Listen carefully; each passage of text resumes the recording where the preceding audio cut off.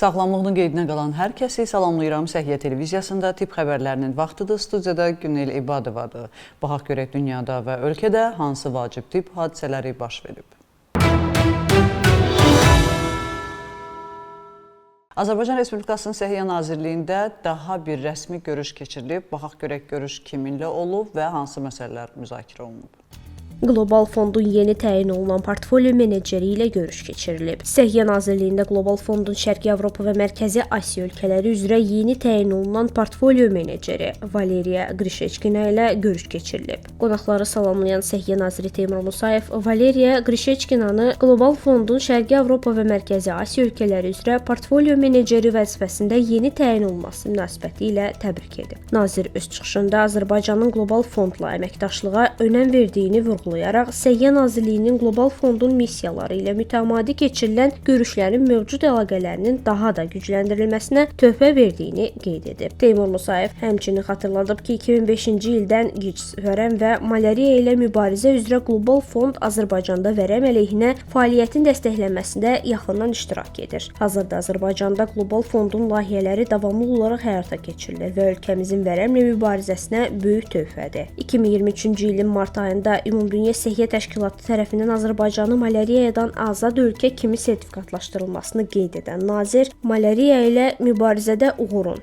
həm də Ümumdünya Səhiyyə Təşkilatının aparıcı mövqe tutduğu tərəfdaşlarının uzun illər hərtərəfli dəstəyi sayəsində mümkün olduğunu vurğulayıb. Sonda Azərbaycanın Səhiyyə Naziri gələcəkdə əməkdaşlığın daha da inkişaf etdiriləcəyinə əminliyini ifadə edib. Səmimi qəbula görə minnətdarlığını bildirən Valeriya Qrişeçkina Azərbaycanın malyariyadan azad ölkə kimi sertifikatlaşdırılmasını yüksək qiymətləndirib. Qlobal Fondun portfolyo meneceri bu nailiyyətin səhiyyə işçilərinin davamlı fədakarlığı, həmçinin malyariya hallarının məqsədyönlü şəkildə qarşısının alınması, erkən aşkarlanması və müalicəsi sayəsində mümkün olduğunu bildirib. Görüşdə həmçinin əməkdaşlığın mövcud vəziyyəti, potensial inkişaf imkanları və maraq doğuran digər məsələlər ətrafında fikir mübadiləsi aparılıb.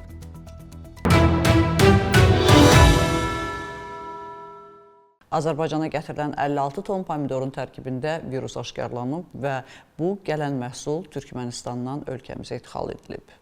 Türkmenistandan Azərbaycana idxal edilən 56 ton pomidorda virus aşkarlanıb. Məhsulu idxal edən müəssisəyə məhdudiyyət qoyulub. Bu barədə Qida Təhlükəsizliyi Agentliyindən məlumat verilib. Bildirilib ki, Katora 44 Məhdud Məsuliyyət Cəmiyyətinin Türkmenistandan idxal etdiyi 56 ton pomidor məhsulundan nümunələr götürülərək müayinələr cəlb olunub. Nümunələrin laborator müayinəsi nəticəsində məhsulda qonur qırışlıq virusu aşkarlanıb. Faktla bağlı məhsul partiyalarının gömrük ərazisinin hüdudlarından kənardan çıxarılması və ya məhv olunması barədə qərar qəbul edilib. Hazırda aşkar olunmuş halla bağlı qanunvericiliyə uyğun müvafiq tədbirlər görüləcək. İstehlakçı şirkətə məhdudiyyət tətbiq edilib və Türkmenistanın müvafiq qurumuna virus aşkarlanmış təsərrüfatda sağlamlaşdırıcı tədbirlərin görülməsi barədə bildiriş məktubu göndərilib.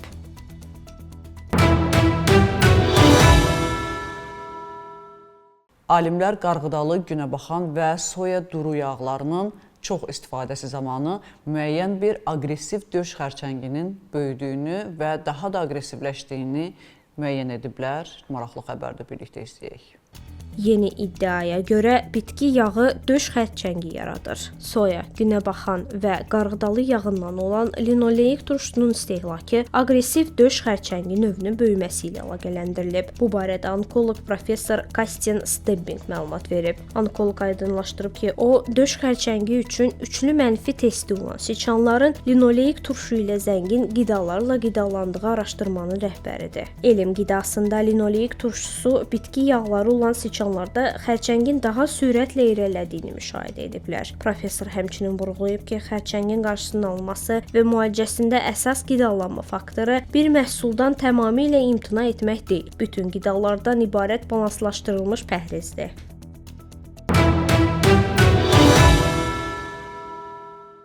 Məktəbin stresindən və dərslərin ağırlığından uşaq necə yuxuya gedibsə, günlərlə oyada bilməyiblər və nəhayət həkimlər buna müvəffəq olub. Baxaq görək, Rusiyalı balaca qızın başına gələn məsələ nədir?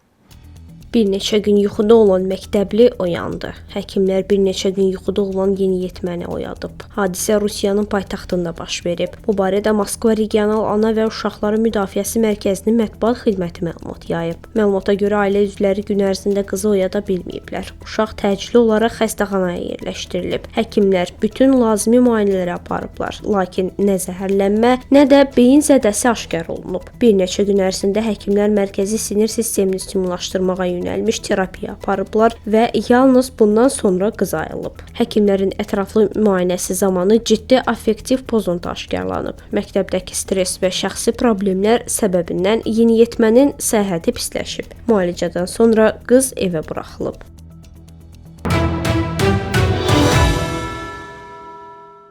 Elon Musk komandasının növbəti elmi, texniki və texnologiyanın tərəqqisindən yaranmış cihazı artıq rəsmən təsdiq olundu. Baxaq görək, nə cihazdır və ümumiyyətlə hansı insan üçün faydaları və ziyanları var.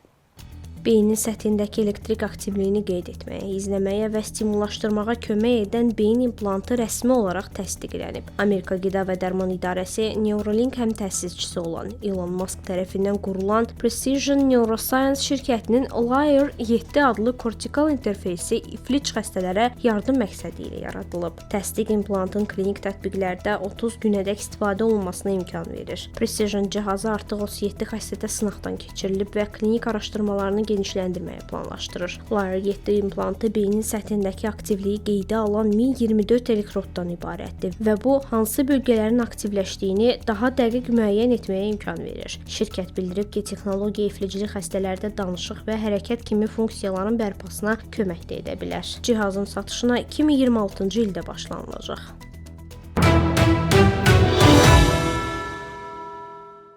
Həddindən artıq duzlu yemək orqanizmə ziyandır. Bunu hamımız artıq bilirik. Lakin alimlər daha dərinə gedib və duzun psixikaya təsirini öyrəniblər. Məlum olub ki, o siçanlara ki, çoxlu duzlu yemək veriblər, həddindən artıq aqressiv, əsəbi və depressiv olublar. Yəni, duzlu yemək sadəcə fiziki bədənimizə deyil, psixikamıza da mənfi təsir edirmiş. Çox duzlu qidalanma depressiyaya səbəb olur. Bunu siçanlar üzərində aparılan araşdırma göstərib. Alimlər siçanlar üzərində apardıqları araşdırmada müəyyən edib ki, çox duzlu yeməklər beyində bəzi dəyişikliklərə səbəb olur və əhval korlayır. Bu mənfi təsirin səbəbi isə IL-17A adlanan zülaldır. Bu maddə bədəndə immun sistemə aiddir və çox duzlu qidalar onun miqdarını artırır. Araşdırmada IL-17A səviyyəsi yüksək olan siçanlar daha çox narahatlıq və depressiya əlamətləri göstərib. Amma maraqlısı odur ki, bu zülalı istehsal edə bilməyən siçanlara çox duz versələr də onlarda heç bir depressiya əlaməti müşahidə olunmayıb. Bu da göstərir ki, depressiyanın səbəbi birbaşa zülaldır. Nəticədə çox duzlu yeməklər yalnız qan təzyiqini deyil, həm də psixoloji sağlamlığa mənfi təsir göstərə bilər. Alimlər gələcəkdə bu sahədə yeni müalicə yolları tapmağa planlaşdırır. Bugün olan səhiyyə xəbərlərimiz bu qədər. Dünyada və ölkədə baş verən ən vacib xəbərləri bizdən izləyin. Unutmayın, bilmək hər zaman bir addım öndə olmaq deməkdir. Özünüzü və doğmalarınızı qoruyun. Sağ olun, salamat qalın.